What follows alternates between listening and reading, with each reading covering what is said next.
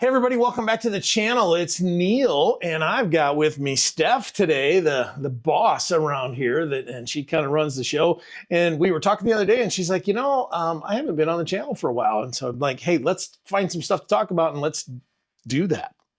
This is not a paid endorsement, but I am a brand ambassador for Heckler and Koch USA. HK firearms are incredibly reliable, incredibly accurate, great firearms for defensive carry.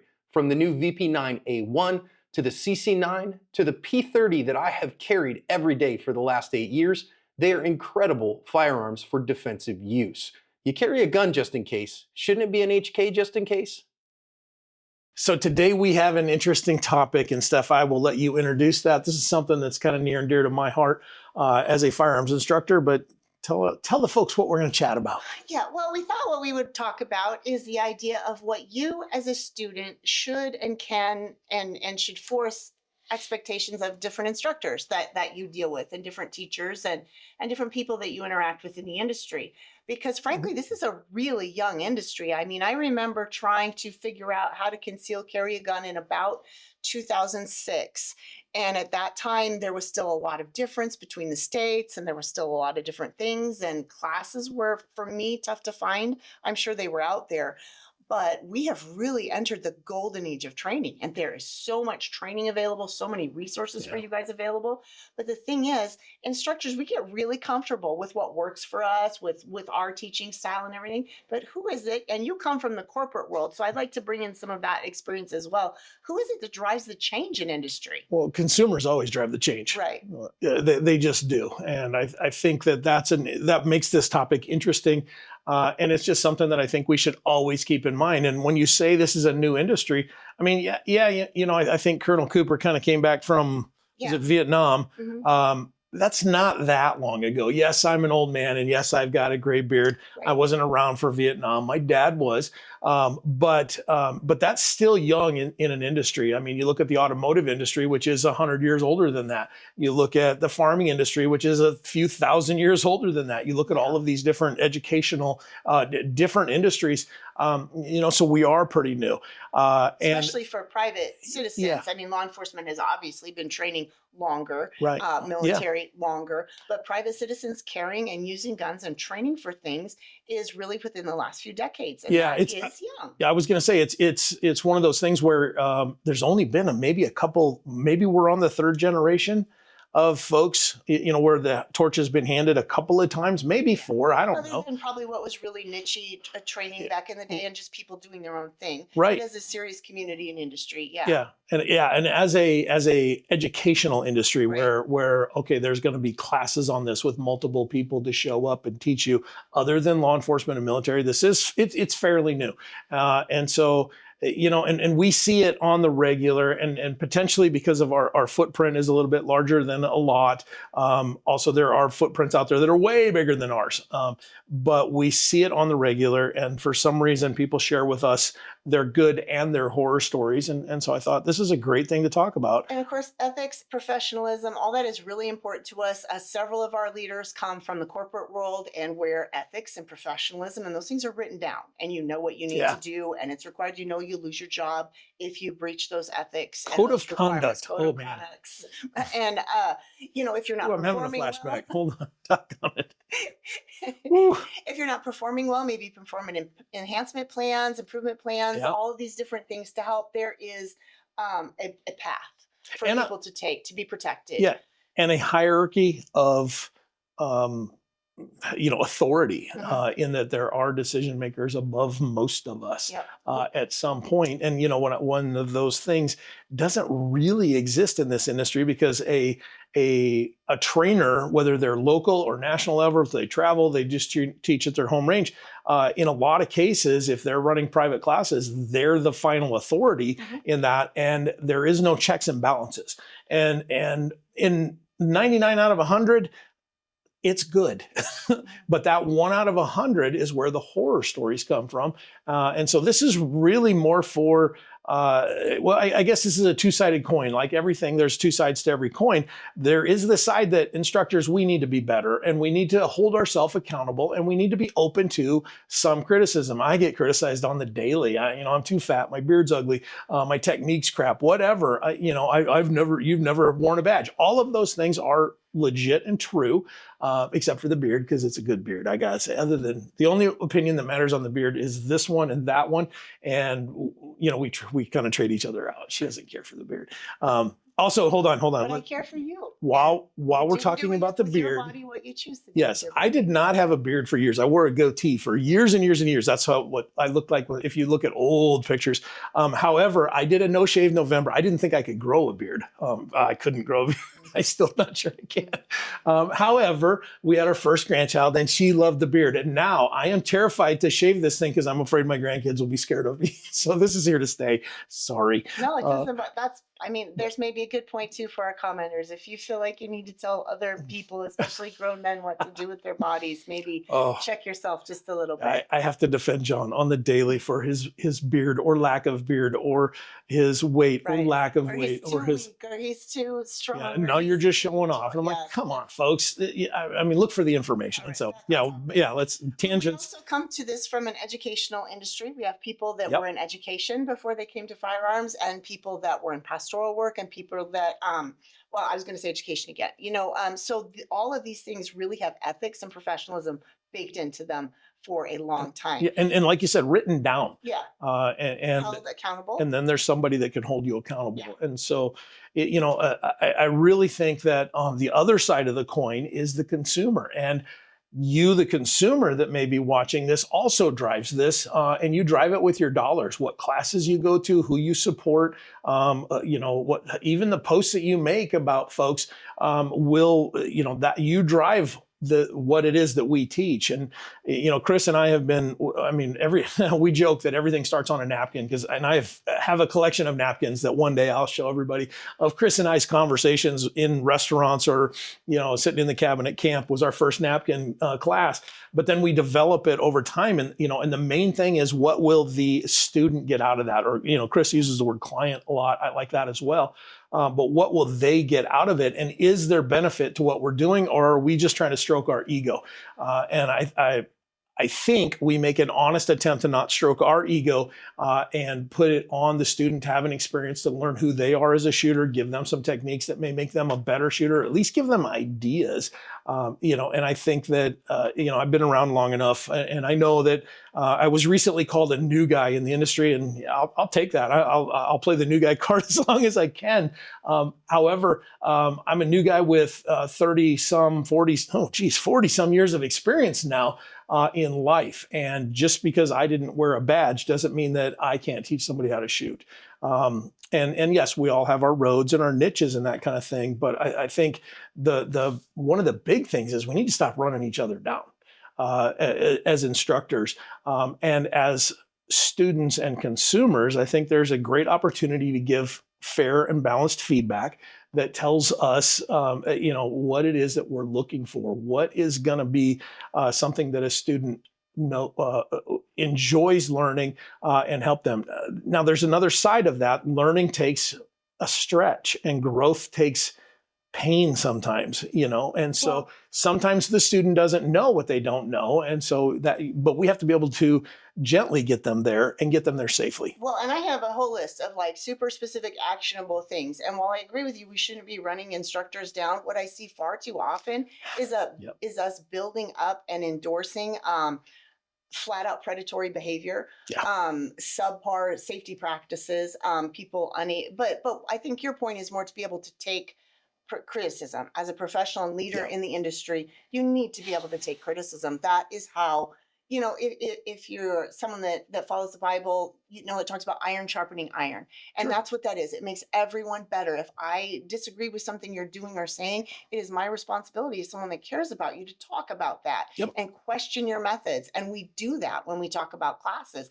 Is this valuable? We only have so many time with these students. Is this valuable? And lastly, before we get, at least for me, into this list, is this idea of sometimes the challenge is what makes us look good as instructors in the class, and students feel good about their performance with in the class is actually not how they learn Yeah. and how they perform later. The learning does not stick. It feels great for that weekend. So Yes. sometimes what we have to do is change it so we feel much more underwater as instructors. Our students are struggling and fighting, but the learning sticks. Yep. And more importantly, it may transfer in a defensive encounter. Most, if not, 99% of what we're doing and calling it training does not transfer to a real world environment because it's not designed to.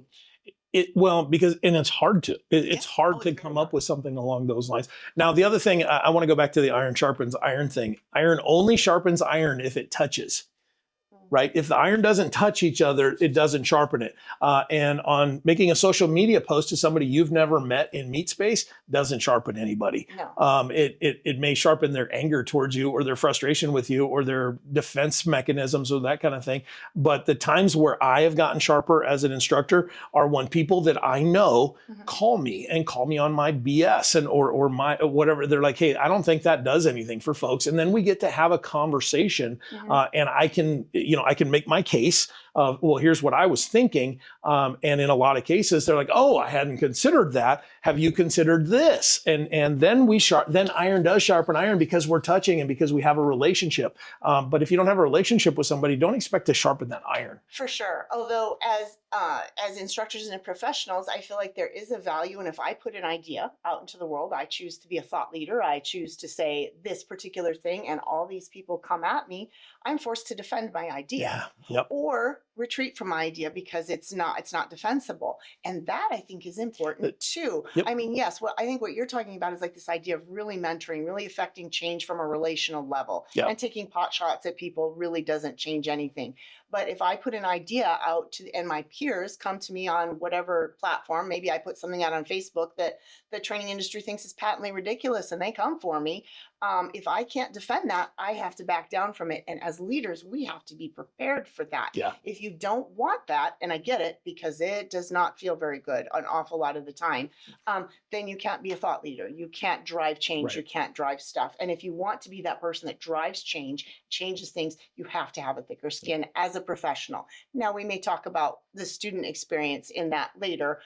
And our next video I would like to do is, this isn't all on the instructors. There are some 100%. expectations that students, that I can expect from my students and you as a student, that we can just give you great ideas to make the best of your resources. Yep. So that'll be our next video. What's on you as a student, as a consumer, as a client. But this one, I want to get into a really actionable list of what you should be able to expect from your instructors. And while I don't think this can be exhaustive, put your ideas down below. If I give any examples, I want you to know right now I'm going to keep them really general, but they are things that have actually happened, things that have people come to me and expressed pain, frustration. I don't train anymore because of this, or real serious issues about it. So these aren't made up things that may or may not happen. If I give an example, it has happened. And these are going to be real world things with names retracted to protect the innocent. And the guilty, But let's get yes, into it.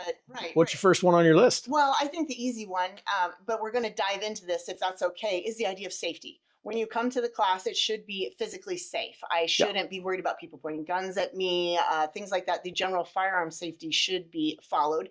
And sometimes they're not, for sure. But I think it goes deeper than that to the idea of, and I want to talk like as a woman, I've talked to other women students that have ended up alone on a range way out in the middle of nowhere, where they have no service, as a single woman with an instructor and they felt very uncomfortable, or an instructor or a student, but a single dude that they don't know, or a group of dudes that they don't know. They feel incredibly vulnerable.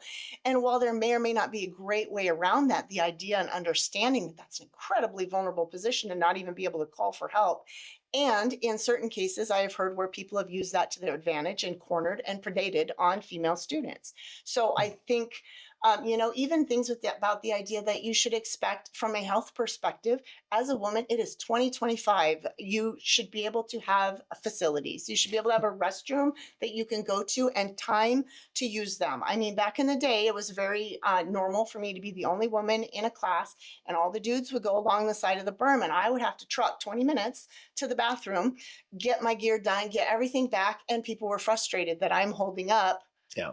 And that is not fair. We need to be drinking and hydrating. We need to be afforded time to use the facilities and to be healthy. And also, learning doesn't happen if you're not taking a reasonable amount of breaks all the time. Well, and I think that's completely reasonable. The other side of that coin, again, is that there's so much information we want to get through in a class that we sometimes put ourselves on the back burner. We put our students' well-being on the back burner so we can get to the information.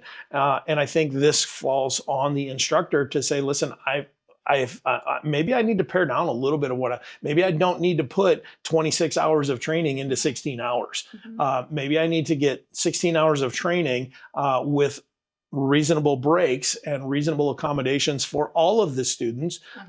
We've had handicapped students in our class. We have a fair amount of women that come to our classes and those kind of things. And we try to build in time for that. Now, and nobody's going to be perfect at it, but I think we can make a way better effort at that.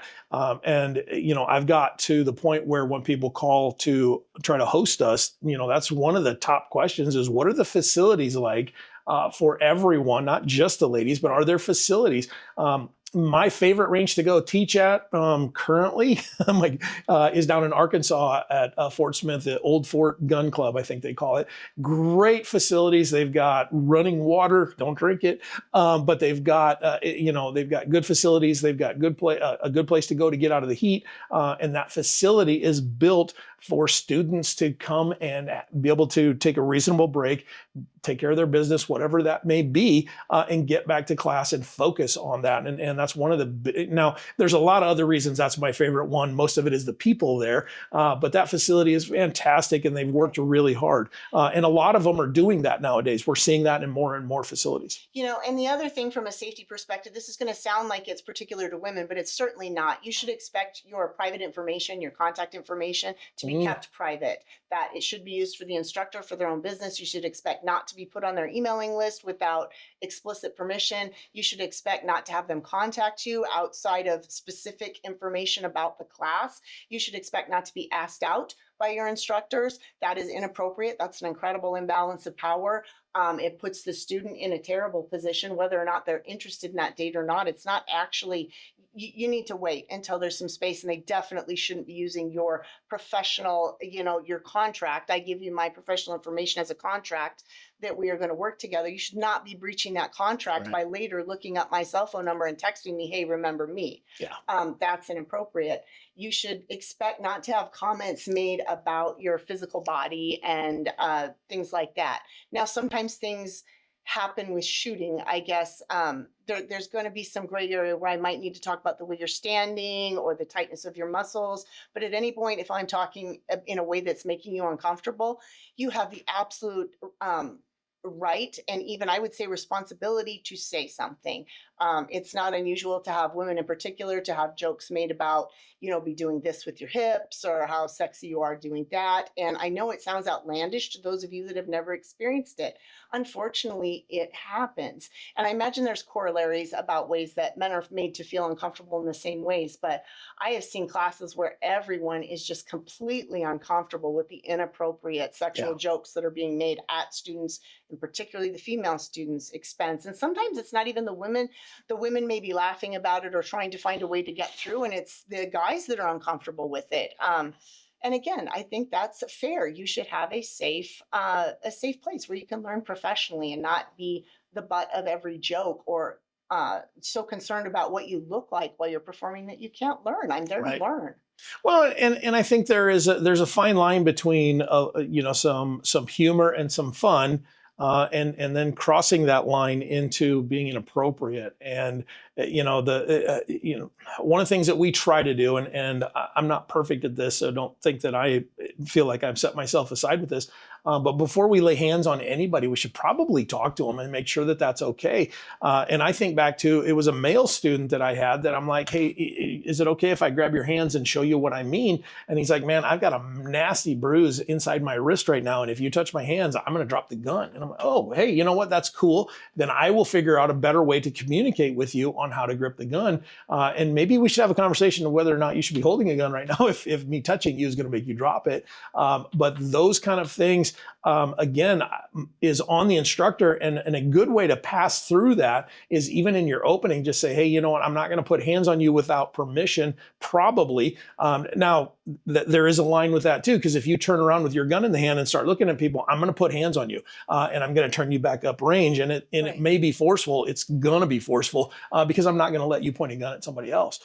However, I don't want to wrap my arms all the way around you to show you what my grip feels like so that you can stand in my hug as I do this. Again, an without actual example. Yeah, without 100% permission. And I don't feel comfortable doing that anyway, personally. And I know some people do, and that's fine. But, there's not a whole lot I can't do with one hand standing beside you to put my hand on your gun or on your hands or your shoulders or something along those lines.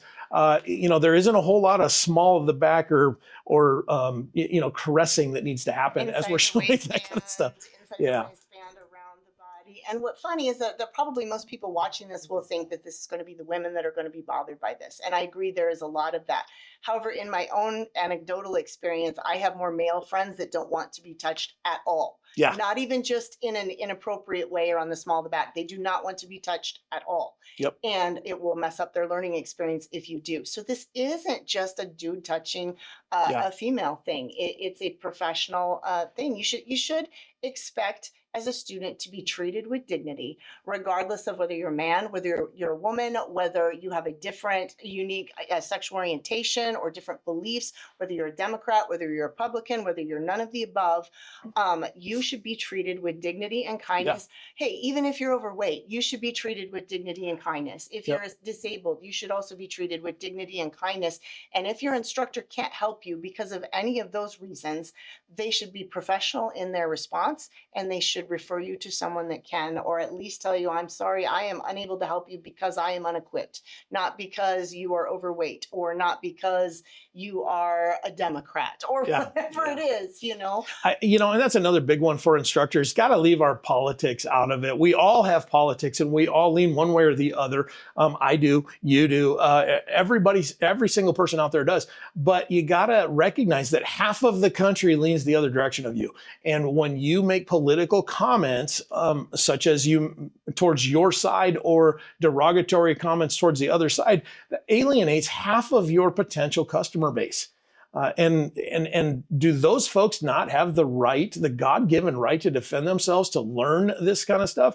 Or do you just want to wave your flag and get all of your support from the one side? I know some people have made a massive living off of that one side and politicizing their takes on this kind of stuff. And you know what? You get to choose that. But think about what you're leaving on the table, and think about the people that may not be able to defend themselves because they're don't feel comfortable coming and listening to you rant about whatever your particular political commentary might be. And this might sound like it's a little bit of a soft, thing that really isn't a real thing, but stay with me for a minute. You should be able to come to a class and expect emotional safety. And the reason that I say that is because this, again, is anecdotal. So I have no idea how this bears out past my own experience. But almost every woman that I know that trains seriously does so because of a specific incident, at least one specific incident in her life that made her decide she needed to be able to defend herself. And that can come up while you're training. But interestingly, nearly every man that I know, at least as many as the women, is training because something like that happened in their past as a child or something, to where they said, no one is crossing my boundaries again. And so they've gotten involved. So again, these are just tender, traumatic places that you as a student should expect your instructor to treat you with dignity and respect and professionalism, and that those things are cared for. If you have a student that's showing up and they're struggling, it may show up as a shooting problem, like I can't hit the target, I'm wild, I'm all over the place, I'm having trouble breathing, I'm having trouble being in the moment, and you may blame it on, I don't like their obesity or whatever.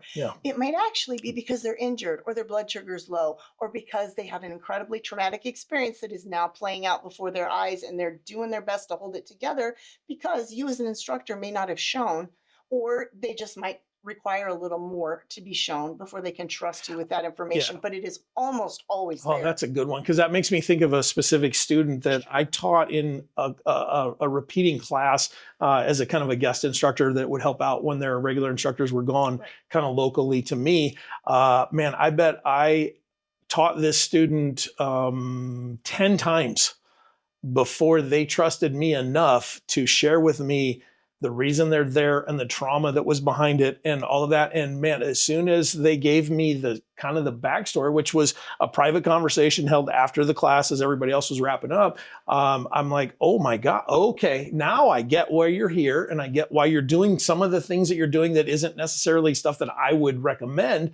However, with that knowledge of what you're facing when you walk off the range and go to your place of business or whatever, let's go work on that. Let's go work on those things. And I'm happy to spend some time with you. And I really appreciate the trust in me that you gave. And man, when I see that student now, they are a different person because I showed them the respect. And we can't expect them to dump trauma, their entire life's trauma on us in the introduction portion of the class. No, and You got to build it.